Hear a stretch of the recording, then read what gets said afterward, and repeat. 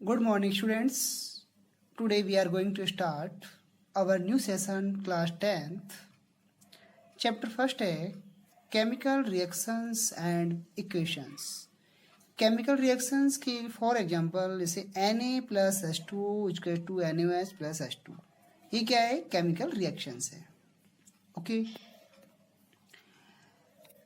We came across a variety of change around us which may be physical or chemical changes.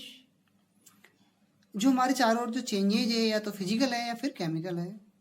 Physical changes और chemical changes हमने previous time में जो 6-7 class है वहाँ पढ़े थे कि फिजिकल चेंजेज क्या होते हैं, जो टेम्पररी चेंजेज हैं, जैसे कि आइस का वाटर में कन्वर्ट होना, वाटर का वापस एक आइस में कन्वर्ट होना, ये क्या है? एक फिजिकल चेंजेज है. ये जो चेंजेज है, फिजिकल चेंजेज है, वो एक टेम्पररी चेंजेज है, यानी कि रिवर्सिबल है. यानी कि जैसे रिवर्सिबल साइन ये वाला है, आइस का वाटर में, वाटर का आइस में, इसे बोलते हैं टेम्पररी और रिवर्सिबल चेंजेज. केमिकल चेंजेज वो चेंजेज हैं जो कि परमानेंट होते हैं, यानी कि डुप्लीकेट नहीं होते हैं, जैसे कि बर्निंग ऑफ वुड, लकड़ी का जलना, या फिर मिल्क का कर्ड में चेंज होना. इनकी मिल्क लैक्टोज शुगर होती है और जब वो कर्ड में चेंज होता है, फर्मेंटेशन से जो प्रोसेस होती है, जब कर्ड में वो चेंज होता है तो लैक्टिक एसिड में कन्वर्ट हो जाता है. तो ऐसे चेंजेज हैं वो परमानेंट चेंजेज होते हैं, यानी कि इरिवर्सिबल चेंजेज होते हैं, यानी कि अपनी जो ओरिजिनल स्टेट है उसमें वो नहीं आ पाते हैं. तो वो चेंजेज आपके कौन से होते हैं? Chemical changes. A physical change can be easily reversed, but a chemical change cannot be reversed easily. Evaporation, melting of wax, freezing of water, etc. are physical changes, whereas conversion of milk to curd, rusting of iron, लोहे पर जंग लगना, यानी कि लोहा iron जो water और air के कांटेक्ट में आता है तो उसमें रस्टिंग, यानी कि रस्टिंग इसमें स्टार्ट हो जाती है, जंग लगना उसमें स्टार्ट हो जाती है. Digestion of food etcetera are chemical changes. Okay, all chemical changes are accompanied by chemical reactions and these are represented with the help of chemical equations. In this chapter we will study about the various type of chemical reactions and the chemical equation which represent chemical changes. Okay, chemical reactions. A chemical reaction is a change in which one or more substance or reactants react to form new substance with entirely different properties. The reacting species, molecules, atoms, ion are known as reactants. The substance that undergo chemical changes in the chemical reactions and the new species formed as a result of the reaction are called product, as the new substance formed during reactions. यानी कि जो reactants हैं जो left side में हैं ये reactants हैं Na plus H2, और जो राइट साइड में है वो क्या है? प्रोडक्ट है. ओके, एटम्स के बारे में हम 9th क्लास में हमने पढ़ा था. एटम्स जो होते हैं 20 एलिमेंट्स के बारे में हमने पढ़ा था, उनकी वैलेंसियाँ, उनके आयन्स बनाना, सब कुछ हम पढ़ चुके हैं. H plus ion, OH ion. Okay, in the वो chemical reactions sodium hydroxide and hydrogen are the products and the sodium and water are the reactants. यानी कि जो लेफ्ट साइड में है ये रिएक्टेंट्स हैं और राइट साइड में है ये क्या है? प्रोडक्ट है. यहाँ पर एस लिखा हुआ है सॉलिड, एल लिक्विड, एक्वायस, यानी कि इसमें एक्वायस होती है जो कि मॉइस्चर होती है, और गैस. इसके बाद में identification of chemical reactions. A chemical reactions can be identify by either of following observations. Change in states, state का चेंज होना. चेंज इन कलर, कलर का चेंज होना. एवोल्यूशन ऑफ गैस, गैस का एवोल्यूशन होना, उत्पत्ति होना, यानी कि चेंज इन टेम्परेचर, टेम्परेचर का चेंज होना. और फॉर्मेशन ऑफ प्रिसिपेट, प्रिसिपेट होता है एक तरह का अवक्षेप जो कि नीचे की ओर आ जाता है, जो कि डिजोल्व नहीं होता है कंप्लीटली, सॉल्यूशन में जो सॉल्वेंट होता है उसमें कंप्लीटली डिजॉल्व नहीं होता है, वो क्या होता है, प्रेसिपिटेट। ओके, इसके बाद में नेक्स्ट है chemical equations. A chemical equation is the symbolic representation of chemical reactions. Symbols and formula of the reactions, reactants and product are used for the same. That is the reaction of burning of methane gas. Methane gas can be written in words as methane gas है, methane plus oxygen ये reactants है, carbon dioxide plus water ये क्या है, products है। इनकी left side में reactants है और राइट साइड में प्रोडक्ट है। चैप्टर इसका जो 4 है उसमें हम मीथेन के बारे में पढ़ेंगे, कार्बन के बारे में चैप्टर है पूरा हमारा, चैप्टर 4 है जो, उसमें हम कंप्लीटली पढ़ेंगे कैसे मीथेन बनता है, CH4 कैसे बनती है। ओके, ये साइन हीट का साइन है। अब आता है राइटिंग ए केमिकल इक्वेशन, कि कैसे राइटिंग हम कैसे लिखते हैं केमिकल इक्वेशंस को, क्या वे है उसका लिखने का।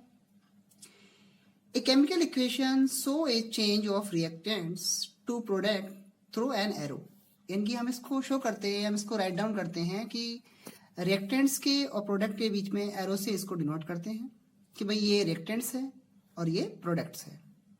On the left side LHS of the arrow, यानी कि एरो के लेफ्ट साइड में रिएक्टेंट्स होते हैं। Reactants are written with a plus sign, reactants को हम प्लस साइन से यहाँ पर राइट डाउन करते हैं।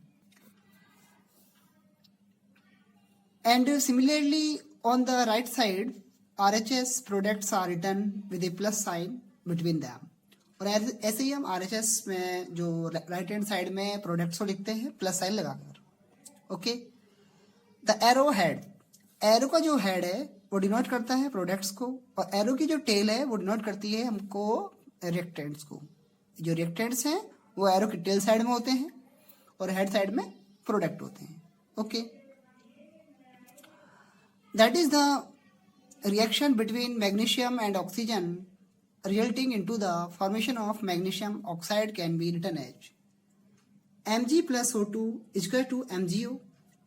ये Mg plus O2 रिएक्टेंट्स हैं और MgO प्रोडक्ट है। इस रिएक्शन में एक रूल है कि भाई जितने रिएक्टेंट्स पार्टिसिपेट करते हैं उतने ही प्रोडक्ट में बनने चाहिए, यानी कि जितनी जो Mg की संख्याएं हैं एटम्स की उतने ही राइट साइड में होने चाहिए। यहाँ पर Mg 1 है, यहाँ पर भी 1 है, O ऑक्सीजन यहाँ पर 2 है और यहाँ 1 है। ये एक अनबैलेंस इक्वेशन है। मैंने यहाँ पे इसको 2 से मल्टीप्लाई करके और इसको 2 से मल्टीप्लाई करके मैंने इसको बैलेंस किया हुआ है, लेकिन ये अनबैलेंस इक्वेशन थी। तो देखिए, in the above reactions equations number of magnesium and oxygen atoms are not same on both side of an equation, इनकी दोनों साइड्स में जो एटम्स हैं वो इक्वल नहीं है। Such an unbalanced equation is called skeletal chemical equation, और ये अनबैलेंस्ड इक्वेशन है वो कहलाती है skeletal chemical equations। इसके बाद में हम ये इसमें नेक्स्ट टॉपिक में यही पढ़ेंगे कि कैसे हम जो इक्वेशंस हैं उसको बैलेंस करते हैं। ओके, तो इसमें नेक्स्ट है balance chemical equations. A balanced chemical equations is that in which the total number of atoms of each element are equal on both sides of the equation। इनकी जो equation है उसमें जो एलिमेंट्स हैं, जो एटम्स हैं, उनकी जो संख्याएं हैं दोनों साइड, बोथ साइड में इक्वल होनी चाहिए। ओके, जैसे Mg यहाँ पर अगर मान लो यहाँ 1 है तो यहाँ 1 होना चाहिए। ओके, इसके बाद में है the balancing of a chemical equation is based on law of conservation of mass। According to the law of conservation of mass, mass can neither be created nor be destroyed during a chemical reaction, यानी कि ना तो मास create होता है और ना ही destroy होता है। इससे पहले हमने 9th क्लास में एक चैप्टर था 11, उसमें ये पढ़ा था, एनर्जी कंजर्वेशन रूल पढ़ा था, वो भी सेम था। यहाँ सिर्फ मास के बारे में कहा है और वहाँ एनर्जी के बारे में था कि energy not created and not destroy but it transform to one form to another form। यानी कि एनर्जी ना तो क्रिएट होती है और ना ही डिस्ट्रॉय होती है, लेकिन ये वन फॉर्म से अनदर फॉर्म में चेंज हो जाती है. Okay, in the same way the number of atoms of each element remains the same before and after a chemical reaction. The method used for balancing chemical equation is called hit and trial method. जो balance करने का method है, जो वे हम काम में लेते हैं, उसका नाम है hit and trial method. As we make trials to balance the equation by using the smallest whole number coefficient. In this method, the number of atoms of each element remains the same before and after a chemical reaction. यानी कि reactions के बाद में और reactions के पहले जो elements की संख्याएं हैं वो कांस्टेंट रहती है, बिल्कुल सेम रहती है, बराबर रहती है. ओके, सेम रहती है. इसके बाद में है balancing of A chemical equation. Equation को बैलेंस करना, केमिकल इक्वेशन को हिट और ट्रायल मेथड से. ओके, सबसे पहले हम एक सिंपल एग्जांपल लेते हैं. H2 प्लस O2 बनता है H2O. इसको हम इक्वेशन को सॉल्व करते हैं कि भाई ये बैलेंस इक्वेशन है या नहीं है. H2 यहाँ पर 2 है, यहाँ पर भी 2 है, ऑक्सीजन यहाँ 2 है, यहाँ 1 है, तो ये कैसी है? अनबैलेंस इक्वेशन है और इसे हमें बैलेंस करना है. फर्स्ट ऑफ ऑल मैं एक ऐसा टेबल बना लूंगा कि भाई इसमें लिख लूंगा भाई क्या क्या एलिमेंट है. हाइड्रोजन ऑक्सीजन 2 ही एलिमेंट है, कोई दिक्कत नहीं है. तो मैंने लिख दिया एलिमेंट नेम, लिख दिया जैसे हाइड्रोजन और ऑक्सीजन. मैं कर रहा हूँ. नेक्स्ट जो एग्जांपल लेंगे उसमें मैं टेबल बनाऊंगा. ये सिंपल एग्जांपल लिया हुआ था मैंने. देखिए यहाँ पर ऑक्सीजन 2 है, यहाँ 1 है. सबसे पहले मैंने फर्स्ट स्टेप में सबसे पहले तो मैंने ये किया कि इन्हें ब्रैकेट्स में लिखना है. मुझे जो इक्वेशन है उनको सबको ब्रैकेट में लिखना है. इनके जो एटम्स हैं उन सबको हमें ब्रैकेट में लिखना है, राइट डाउन करना है. इसके बाद में मुझे यहाँ O2 की संख्या 2 है, यहाँ 1 है, तो मैंने 2 से मल्टीप्लाई कर दिया. अब 2 से मल्टीप्लाई करने के बाद में ऑक्सीजन तो सेम हो गया. ओके, लेकिन हाइड्रोजन कितने हो गए? 2 2 4 और यहाँ तो 2 ही है. तो थर्ड स्टेप में मैंने ये किया कि इसको 2 से मल्टीप्लाई किया हाइड्रोजन को, तो 2 2 4. अब मेरे इक्वेशन में जो राइट साइड में और लेफ्ट साइड में जो एटम्स की संख्याएं हैं, यानी कि हाइड्रोजन के जो एटम्स हैं यहाँ पर 4 है, यहाँ पर भी 4 है, ऑक्सीजन 2 है, यहाँ पर भी 2 है. तो ये वे है, ये सॉल्व करने का, बैलेंस करने का जो वे है, ये है हिट एंड ट्रायल मेथड है. इसके हम और एग्जांपल लेते हैं. नेक्स्ट एग्जांपल है, एक एग्जांपल लिया हुआ है Fe plus H2O equals to Fe3O4 plus H2. इस इक्वेशन में सबसे पहले मुझे ये देखना है कि यहाँ पर सबसे पहले तो मुझे ब्रैकेट में लिख देना है इक्वेशन को. भाई Fe का ब्रैकेट लगा दिया, H2O का ब्रैकेट लगा दिया, Fe3O4 का लगा दिया और प्लस H2 का लगा दिया.